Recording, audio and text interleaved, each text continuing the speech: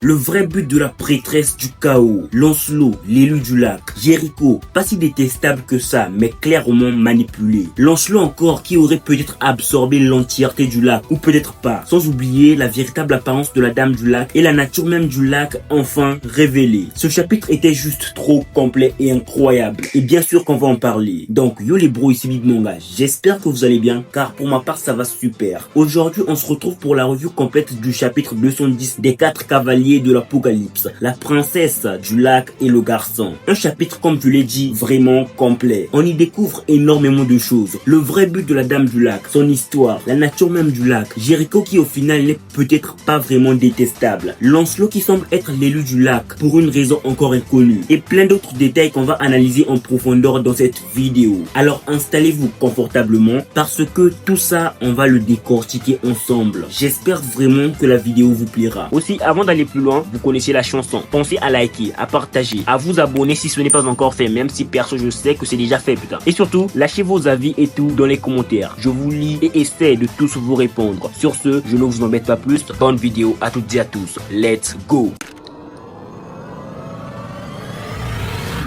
Et donc, on a déjà une page couleur absolument monstrueuse. Oui, celle qu'on nous avait teasée dans le chapitre précédent. Et franchement, les gars, pour moi, il n'y a pas de débat là-dessus. C'est l'une des pages couleurs les plus incroyables du manga, si ce n'est la plus incroyable. Déjà, on découvre les nouvelles tenues de Tristan et Percy. Tristan, lui, au-delà de s'aligner sur le style de son père, s'aligne directement sur le style d'Estarossa. Vous connaissez bien que les bails avec ce perso et Elisabeth restent assez ambigus. Elisabeth, on te voit du coin de l'œil, je vais pas en dire plus. Et Percy, lui, semble avoir changé de cap. Perso, en voyant son ancienne cape perdue, je pensais qu'il n'en aurait plus, car l'ancienne était quand même un héritage de son grand-père. Donc en la perdant, je pensais pas qu'il la remplacerait. Mais bon, ce nouveau costume, c'est une dinguerie visuelle. Côté Govan, rien de neuf. Ses habits n'ont pas été détruits durant la bataille, donc elle reste fidèle à son style habituel. Et perso, je suis toujours aussi fan. Oui, soyons honnêtes, pourquoi Nakaba lui ferait changer de tenue si l'actuel fonctionne toujours aussi bien? Les haters peuvent dire ce qu'ils veulent, mais son style reste iconique dans l'œuvre. Même si bon, toujours s'attacher encore et encore à Escanor et Merlin devient assez redondant. Même son arme est un héritage de ces derniers. Perso, même si sa tenue est incroyable jusque-là, je pense qu'elle devra tôt ou tard se détacher un minimum de leur héritage. Pour ce qui est de Lancelot, comme toujours, le mec transpire le charisme avec son épée brisée et tout. Tristan aussi d'ailleurs porte une épée brisée. Et c'est, je pense, symbolique, car leurs deux armes sont millénaires et ces deux-là sont amis d'enfance. Franchement, j'ai trop kiffé cette page. En fait, c'est simple. Pour moi, c'est la meilleure page couleur du manga. Voilà, les termes sont dits. Aussi, ce qui m'a surtout interpellé, c'est l'arrière-plan. On dirait clairement un lac. Et vu qu'actuellement dans le manga, on a justement la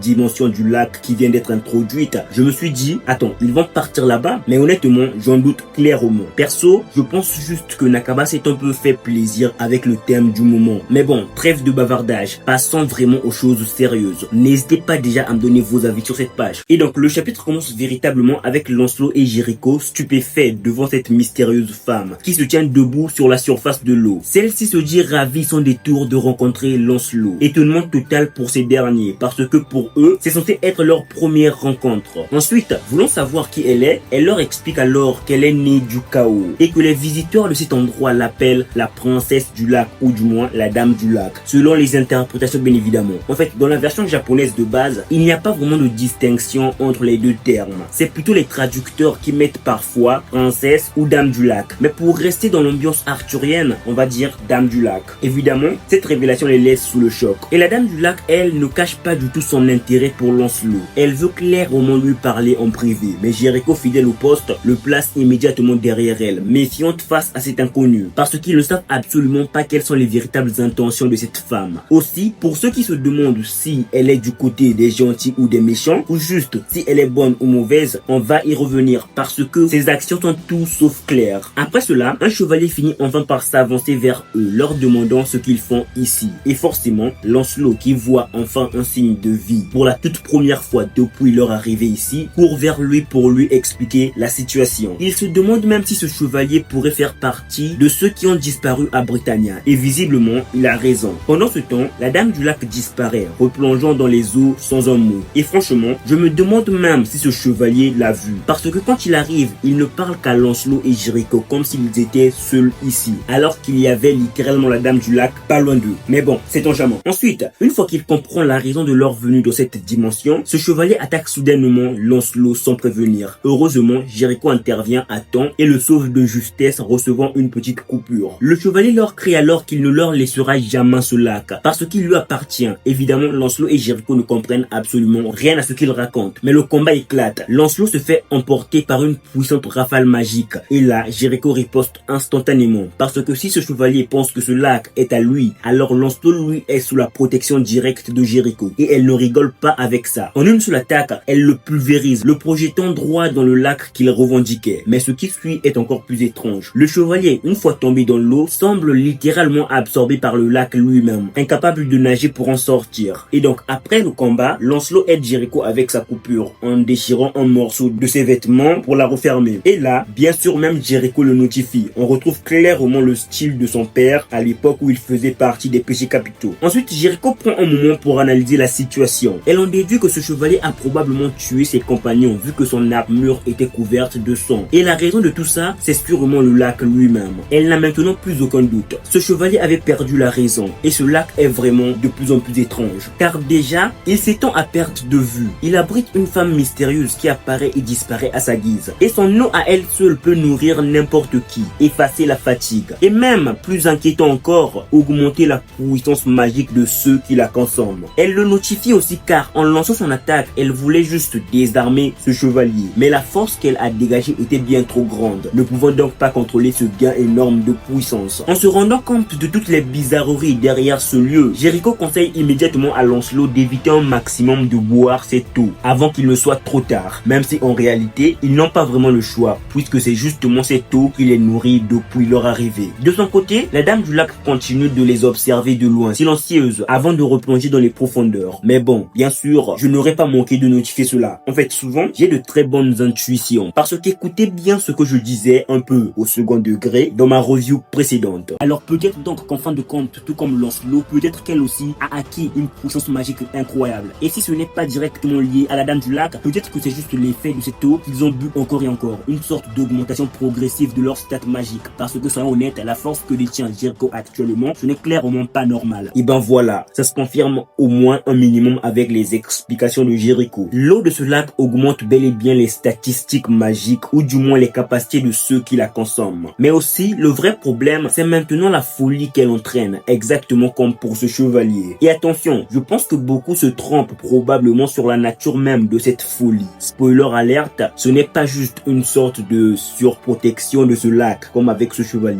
Mais bon, j'y reviendrai. Et donc, 116 jours plus tard, on retrouve Jericho complètement dépendante de cette eau. Elle ne peut plus s'en passer. Lancelot essaie tant bien que mal de l'en éloigner, mais elle le repousse violemment avant de s'excuser aussitôt, bouleversée. Elle explique que ce n'était pas volontaire, qu'elle voulait juste boire cette eau pour devenir plus forte et ainsi pouvoir protéger Lancelot des dangers à venir. Mais même elle, en parlant et en voyant la réaction de Lancelot, se rend compte que ses propos n'ont plus vraiment de sens, qu'elle est en train de perdre pied. Et là, en se rendant vraiment compte de ce qu'elle vient de faire, Jericho éclate en sanglots, submergée par la honte et la culpabilité, ne cessant de s'excuser auprès de Lancelot. Elle finit même par s'endormir épuisée, pendant que Lancelot la couvre de son haut déjà déchiré. Mais justement, c'est là que tout bascule. Voyant ses faiblesses et la gravité de leur situation, Lancelot décide de reprendre son entraînement seul. Il se fait alors une promesse, celle de sortir de cet endroit quoi qu'il arrive. De cette fois-ci protéger Jericho, de devenir aussi fort que son père pour pouvoir revoir sa mère, Elaine. Il attend sans doute dehors. Mais soudain, derrière lui, Jericho se relève d'un coup et sans réfléchir, elle se jette dans le lac. Lancelot se précipite aussitôt pour la rattraper, mais il se fait de nouveau attraper par la tentacule qu'on avait déjà vue dans le chapitre précédent. Et là, Jericho réapparaît à la surface, enfermée dans une sorte de bulle d'eau, avec la prêtresse ou la dame du lac qui en sort elle aussi. Une scène aussi belle que dérangeante. La dame du lac remarque tout de suite que même si Jericho a tenu bon jusqu'ici, elle a clairement atteint ses limites. Elle demande donc calmement à Lancelot pourquoi ne voulait-il pas la laisser se reposer maintenant. Donc mourir quoi. Lancelot évidemment explose de colère. Il exige des réponses. Il veut savoir si c'est elle, la dame du lac, qui a rendu Jericho ainsi. Et surtout, il veut comprendre ce qu'est réellement ce lac.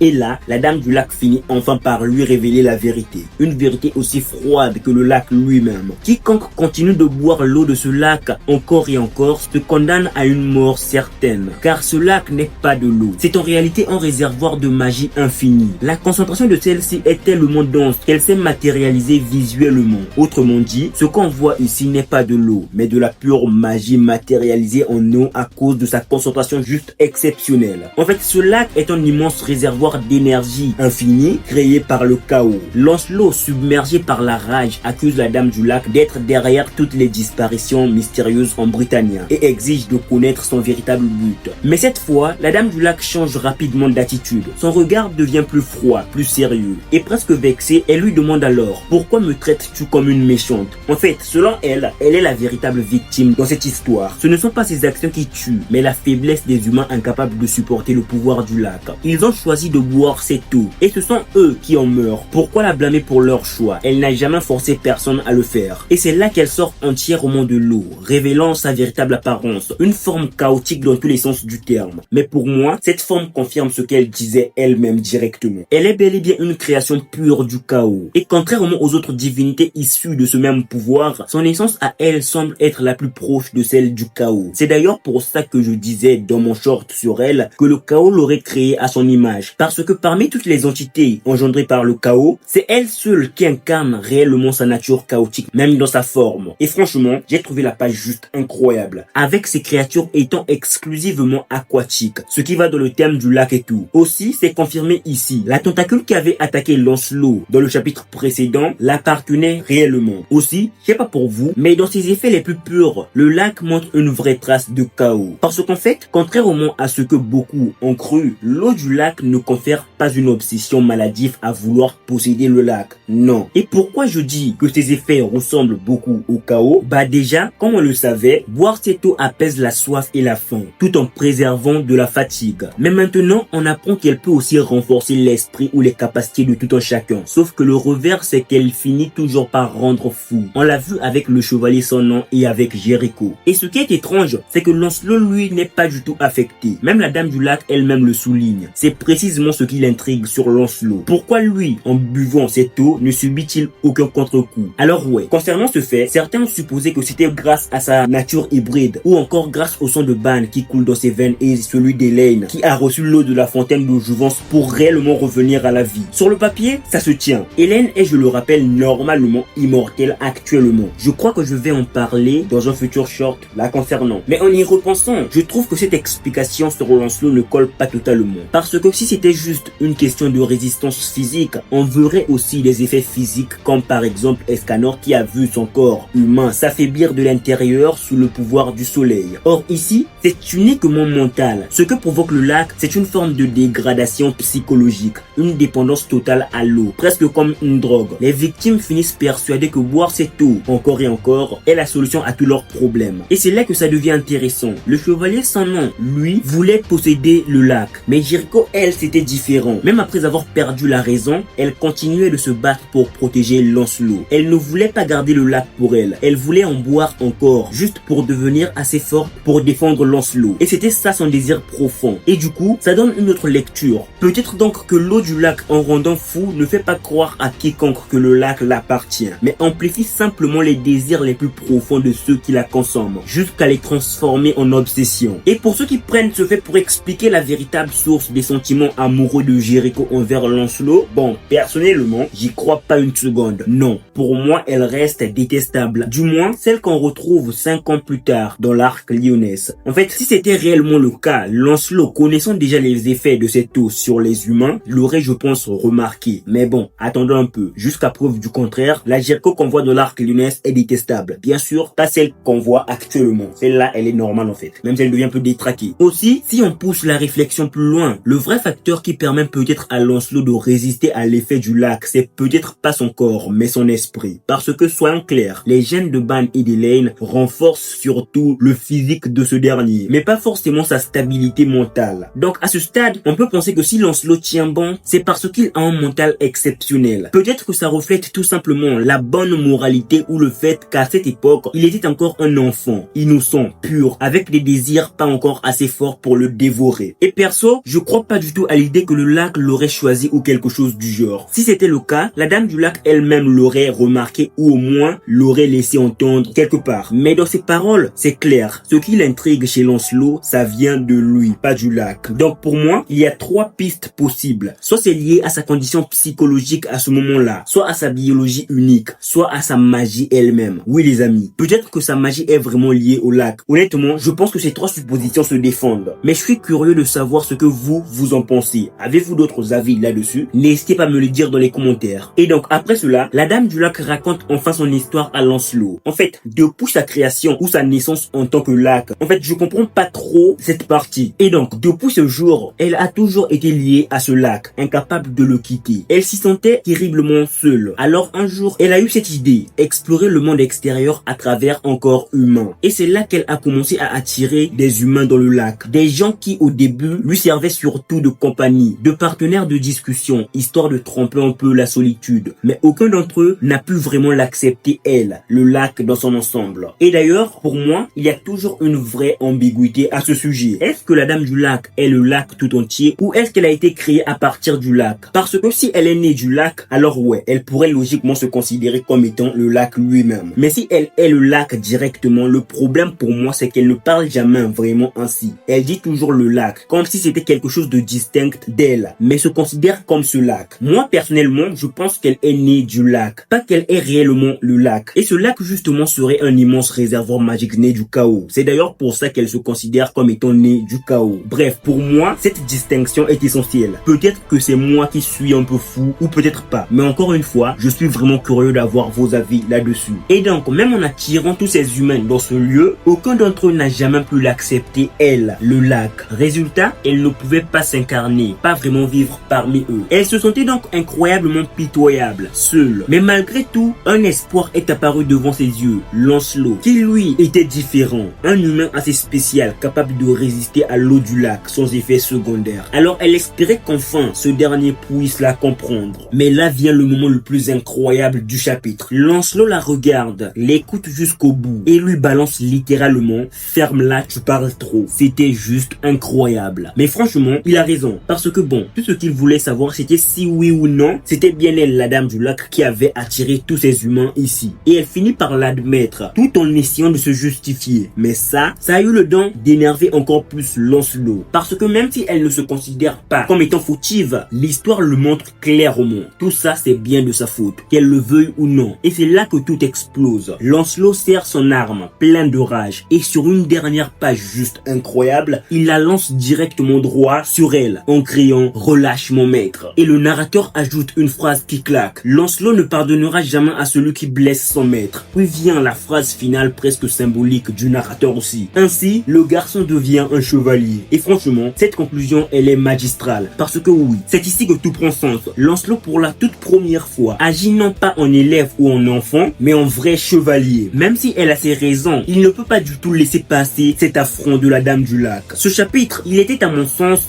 dense et assez complet. Bien sûr, on découvre enfin les secrets du lac et surtout le vrai visage de la Dame du Lac. Ce qui a été incroyable. Perso, j'ai juste kiffé cela. Mais bon, avant d'aller plus loin, parlons franchement de la Dame du Lac. De quel côté est-elle au juste? Est-ce qu'on doit la voir comme une ennemie ou comme une gentille? Franchement, ni l'un ni l'autre. Pour moi, à la différence de ces deux extrêmes, elle est surtout égoïste. Mais genre, égoïste de fou. Et encore, je la juge pas trop. Parce que si j'étais à sa place, coincé là-dedans depuis des millénaires, sans jamais pouvoir sortir, je pense que j'aurais fait pareil, voire pire. En fait, elle n'a pas juste passé 3000 ans dedans. Elle y a passé toute sa vie, qui commence autant chaotique. Alors ouais, à un moment donné, tu pètes forcément un câble. Donc non, je ne dirais pas qu'elle est méchante ou gentille actuellement. Je dirais juste qu'elle agit par pur égoïsme, même si au fond, c'est compréhensible. Mais faut aussi dire les choses clairement. Elle sait très bien que cette eau est néfaste pour les humains, et pourtant elle continue d'attirer des gens ici. Même si techniquement, elle leur dirait la vérité si ils lui demandaient cela. Le problème, c'est qu'il n'y a rien d'autre à boire ou à manger dans cette dimension. Donc en gros, elle les condamne directement à une mort certaine en les emmenant ici, tout en espérant trouver l'humain parfait, celui qui pourrait boire cette eau sans devenir fou. Et ça, c'est un acte d'égoïsme pur. Mais du coup, la question se pose, elle est de quel côté, selon vous? Bonne ou mauvaise? Moi perso, je reste sur égoïsme compréhensible. Elle ne pense qu'à elle, mais au fond, on peut presque la comprendre, même si elle ne semble pas aussi accorder de l'importance à la vie humaine. Par contre, un truc que je je pige pas. Pourquoi elle n'a jamais demandé de l'aide à Arthur? Parce que bon, avec le chaos, ce dernier pourrait lui créer un réceptacle parfait sans souci je pense, ou pourrait adapter un humain qu'elle pourrait posséder. Aussi, pourquoi n'a-t-elle jamais fait entrer les péchés ici? Mais bon, espérons le savoir bientôt. Pourquoi n'a-t-elle même pas demandé de l'aide à Merlin, vu qu'elle connaissait Merlin? Mais voilà, selon moi, ça résume bien la situation de la Dame du Lac actuellement. Maintenant, parlons d'un autre point tout aussi intéressant, ce lac lui-même. Parce que vers la fin du chapitre, on nous révèle enfin ce qu'il est vraiment, un immense réservoir de magie infinie. Et ça colle parfaitement avec tout ce qu'on avait déjà appris dans Nanatsu no Taizan. Mais ça soulève quand même une grosse question. Pourquoi le chaos aurait-il créé un truc pareil? Et surtout, est-ce que l'apparition de la Dame du Lac dans ce lieu était volontaire ou accidentelle? Dans tous les cas, comme je l'ai souligné, on peut comprendre qu'une entité consciente coincée là depuis des millénaires finisse par désirer la liberté.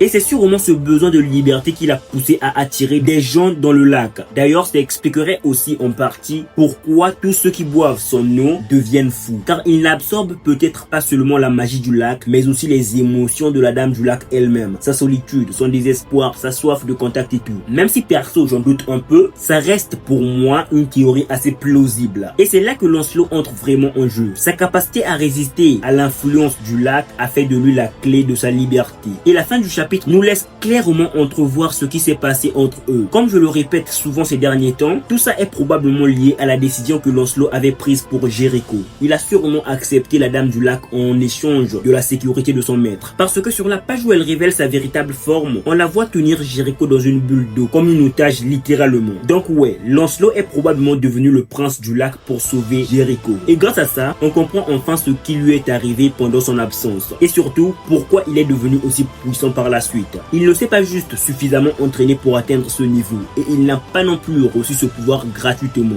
Non, il a été forcé de pactiser avec la Dame du Lac en échange de la vie de son maître. Maintenant, venons-en à un point qui a fait beaucoup parler. Certains spéculent que Lancelot aurait absorbé l'intégralité du lac en lui. Mais pour moi, c'est pas exactement ça. Déjà, rappelons les faits. Lancelot a passé 3 ans dans cette dimension. Mais jusqu'ici, il n'a au mieux été immergé que 6 mois dans le lac. Il lui reste donc en quelque sorte 2 ans et demi à passer là-dedans. Et si on regarde le titre du prochain chapitre, Lancelot, le chevalier du lac, avec le narrateur soulignant même qu'il devient un chevalier, ça signifie en gros qu'il recevra probablement de vrais pouvoirs liés au lac dans le prochain chapitre. Sinon, je vois pas pourquoi Nakaba lui donnerait ce titre. Maintenant, si Nakaba ne précise pas un saut de temps direct de ces 2 ans et demi qui lui reste à passer ici, alors l'idée que Lancelot aurait absorbé tout le lac devient assez incohérente. Parce que réfléchissez, si Lancelot avait absorbé la Dame du Lac qui apparemment est le lac tout entier, alors le lac aurait disparu et il aurait donc passé 2 longues années sur ce chemin infini, sans eau, sans nutriments, rien. Perso, honnêtement, je doute que Lancelot et Jericho aient erré 2 ans dans cet endroit sans rien. Ou peut-être qu'il l'a réellement absorbé et on aura la confirmation ainsi que la Dame du Lac n'est pas complètement le lac, mais elle a été créée à partir du lac ou par le lac. Et donc après l'absorption possible de la Dame du Lac par Lancelot, le lac resterait intact. Car il y aurait le lac qui a créé la Dame du Lac et elle-même la Dame du Lac qui est faite du lac. Mais bon, à la place de cette spéculation, même si au début j'étais sceptique, je commence vraiment à penser que le niveau magique ou juste les réserves magiques de Lancelot sont vraiment liées au lac qui existerait toujours. Déjà, pour un peu mettre les points sur les i, son niveau de magie naturelle est sans aucun doute déjà au niveau des péchés capitaux. Et comme on sait que boire l'eau de ce lac augmente les statistiques magiques, on peut imaginer que ses pouvoirs ont explosé en buvant cette eau, atteignant voire dépassant ceux des péchés. Ouais, son niveau est égal ou supérieur au péché. Maintenant, il deviendra le chevalier du lac, pas parce qu'il a absorbé l'entièreté du lac, mais plutôt parce qu'il a su en tirer la puissance et les aptitudes, tout en résistant à son influence, en absorbant peut-être la Dame du Lac, ou du moins en se liant à elle. Maintenant, pour ceux qui se méprennent là-dessus, en fait, ce qui rend la magie de Lancelot vraiment monstrueuse, je pense que c'est pas tant que ça son niveau, même si c'est déjà au niveau des péchés capitaux. Le problème ici, c'est je pense le fait que ses réserves magiques, et non son niveau magique, soient infinies à cause de son possible lien avec la Dame du Lac, ou juste avec le lac. En fait, cette magie est en quelque sorte inépuisable. En pactisant avec la Dame du Lac, et donc directement avec le lac, Lancelot a peut-être été lié au lac sans vraiment l'absorber ni la faire disparaître. La dimension existe probablement toujours et il peut puiser dedans à volonté sans jamais voir son énergie magique s'épuiser. Voilà probablement pourquoi après sa sortie il est connu comme étant le prince du lac. Il est le seul à avoir supporté les pouvoirs du lac et le seul désormais lié à cette source de puissance infinie. Alors non, il n'a pas absorbé le lac en entier selon moi. Il a simplement été lié à elle, tout en ayant augmenté ses propres stats magiques en buvant son eau pendant 3 longues années. Et probablement la Dame du Lac peut maintenant observer directement Britannia à travers lui, Lancelot. À mon avis, c'est le scénario le plus logique, surtout si Lancelot reçoit vraiment les capacités du lac dans le prochain chapitre, sans avoir de saut de temps de 2 ans et demi. Et cela se concorde un peu avec les mots d'Arthur qui prétend connaître maintenant le secret derrière la puissance de Lancelot. Parce que oui, la magie de Lancelot est monstrueuse au niveau des péchés, mais ses réserves semblent être infinies car elle est liée au lac lui-même. Bien sûr, en gros, comme j'essaie de le sous-entendre, le fait que ses réserves soient infinies ne le rend pas forcément plus fort que tous les autres ou que les péchés, mais ça rend juste sa magie inépuisable. Son niveau magique lui est au niveau des péchés, voire un peu au-dessus. Mais le problème c'est qu'il ne peut jamais s'épuiser tant que ce lien existe encore. Et concernant même sa magie innée, la lune brumeuse, je pense qu'elle est aussi liée au lac. Car par exemple, sa technique 18e lune semble de par son nom directement connectée à sa magie innée. Mais ses effets semblent être en partie liés au lac, surtout concernant l'absorption de sorts. Le renvoi pourrait bien venir de sa propre magie, mais pas l'absorption. L'absorption vient du lac. Et donc, selon moi, soit cette technique ne faisait pas réellement partie de sa magie innée, mais bien du lac. Soit le lac s'est littéralement fusionné avec elle. La lune brumeuse serait donc une fusion des capacités du lac et de ses propres capacités. Pour ce qui est de sa route scintillante qu'il possédait bien avant, et ceux qui disent qu'elle serait sans doute un sort lié à sa magie innée, bah déjà, c'est avant tout un faisceau de pouvoir lumineux. Donc bon, il n'a pas vraiment besoin d'avoir éveillé sa magie pour l'utiliser. Un peu comme Meliodas qui peut utiliser le contre total sans sa magie innée. Ce n'est pas sa magie innée, mais il peut l'utiliser. Ce qui prouve en quelque sorte qu'on peut très bien apprendre certains sorts sans passer par sa magie innée. Et Lancelot aurait donc peut-être éveillé une magie en lien direct avec le lac lui-même par la suite. Et avec cette théorie, normalement, même si on lui retirait la connexion au lac, il garderait sa magie et son niveau incroyable, mais perdrait sans doute sa réserve de pouvoir infini, ce qui lui nerferait sans vraiment lui nerfer. En fait, pour résumer, le niveau magique de Lancelot naturellement est probablement déjà au niveau des péchés, grâce à toutes ces années passées dans le lac,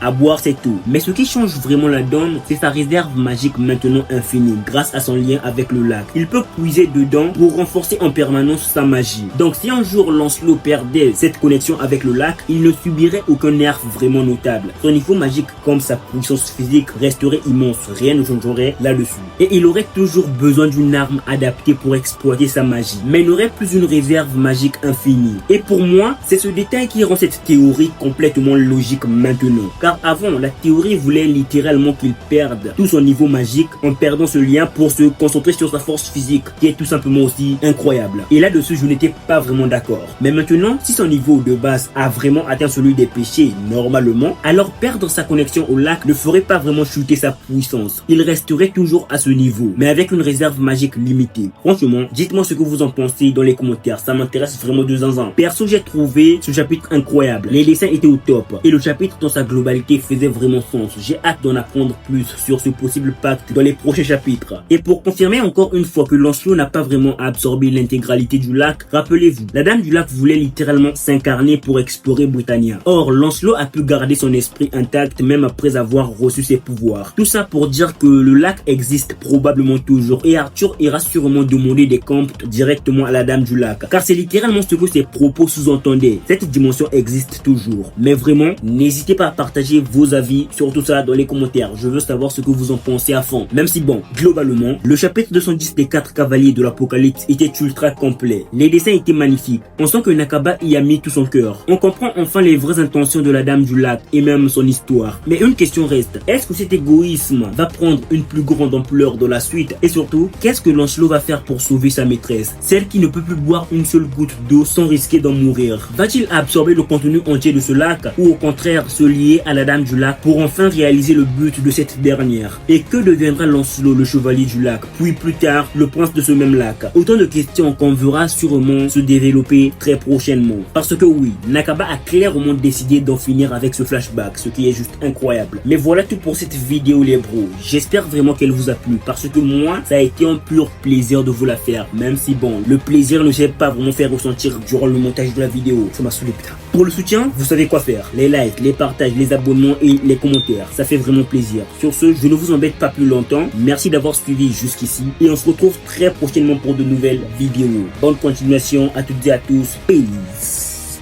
Je déteste l'enregistrement du son de la vidéo. C'est la partie la plus éprouvante, je pense, du montage. Du moins pour moi, je déteste. Ça prend trop de temps en fait. Comme là, normalement, la vidéo, vous verrez, ça fait, je sais pas, moins de 30 minutes, je crois, ou bien un peu plus. Mais normalement, j'ai pris 1 heure à faire, putain. Je suis paumé. Peace.